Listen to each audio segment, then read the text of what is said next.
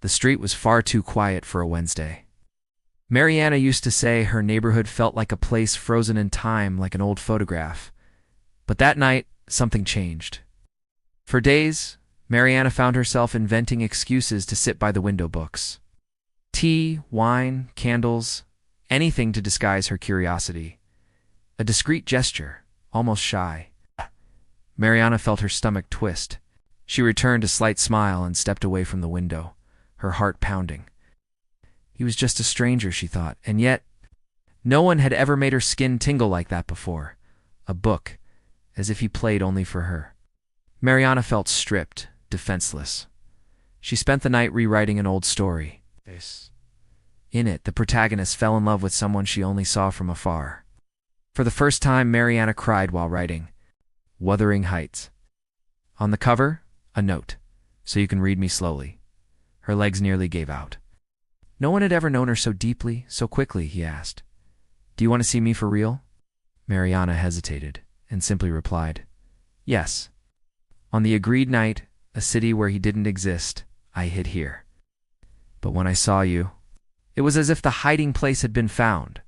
Mariana listened in silence, then held his hand and said, I'm running too. She knocked on the door of the building next door. Her hands were sweaty, her heart racing. He opened the door, as if every gesture whispered, I've waited for this. His touch was firm and reverent.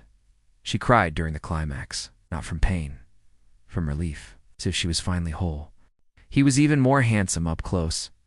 But it wasn't his beauty that disarmed her. It was his gaze. Simply said, he needs help, and left. Confusion took over. She wanted to scream, cry, run, but she chose to talk with Daniel. For the first time, they fought. He yelled, she cried, but they stayed. The night ended in silence and intertwined hands. She needed space. She needed to write. But she kept the apartment and the window. In the late afternoons, she returned. Even after everything, even knowing every scar, that ritual was still theirs. Daniel began to pull away, not physically, but in his gaze. His eyes grew darker again. He was afraid of what she didn't know. But the intensity remained. Sometimes they made love like the very first time. Other times they could barely look at each other.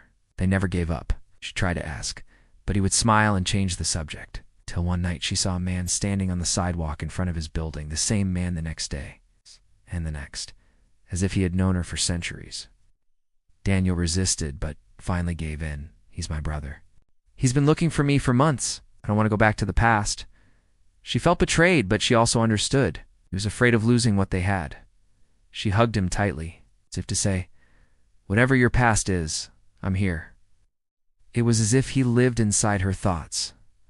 She fell asleep thinking about him, woke up missing him, and he looked too, never directly, but she felt it. He knew she was there. In elegant handwriting it read, Do you feel this too? The window closed. Mariana didn't sleep. She was overcome by irrational anxiety. Was she going crazy? How could someone who had never touched her hurt so much? On the third night, he reappeared. His face was tired, but his eyes still shone. He taped a note. I'm sorry, I needed some time, so I wouldn't intrude on you. She froze. It was real. Tension wasn't just hers. And wanted him even more. In the dark, he appeared holding a candle. Old paintings, the smell of coffee. They sat face to face. There was no kiss, no touch, just conversation. Deep, dense. He listened like no one else ever had. Mariana opened up like never before. When she left, she felt exposed, but alive. His face was partially illuminated. His eyes locked on hers. He drew a heart on the glass. She trembled. It was desire. It was urgency. It was dangerous. Still, they kept the notes on their windows. It became their ritual, a way not to lose the mystery, the silent longing. He wrote poetic phrases. She answered with excerpts from her stories. The glass became an altar, their love, a confession. For a few minutes, she fought the urge to reply. But in the end, she wrote on a folded piece of paper, Yes, but what exactly are we feeling? And placed it against the glass. Sitting at the window of her small apartment, a glass of wine in hand, she saw lights turn on for the first time in the building across the street. 5th floor, Front window. A male silhouette passed behind the curtain, tall, broad-shouldered. For some reason, the mere fact that he existed stirred something deep inside her. His name was Daniel. He worked from home, read a lot, loved the smell of rain. She told him she wrote short stories, had never truly been in love, and feared never experiencing anything intense. He answered, "Maybe you already are." She hadn't expected that presence to affect her. But there was something hypnotic about watching him even from a distance. On the 7th day, the unexpected happened. He waved. The next day, there was something new. A note taped to his window. The notes became routine. Words exchanged without sound, as if the glass between them was more intimate than any conversation spoken aloud. One night, a storm swept through the city. The windows shook. The lights in his building went out. Mariana rushed to her window, concerned. The next morning, Mariana woke to find a package at her door. One late afternoon, she saw him playing the guitar. The slightly open window let soft notes drift out. His gaze was intense. Daniel disappeared for 2 days. The lights were off. She understood. The following week, he invited her in. The apartment was simple, but full of personality. Stacks of books. They started seeing each other more often. But one night he said, "I need to tell you something."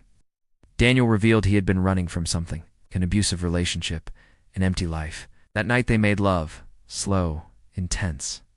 But peace didn't last. Mariana decided to confront him. The man kept circling. One day he knocked on her door. Daniel started therapy. Mariana stayed by his side.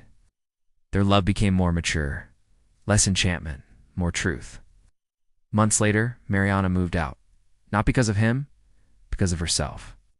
On the 1-year anniversary of the first note, he placed another on the glass.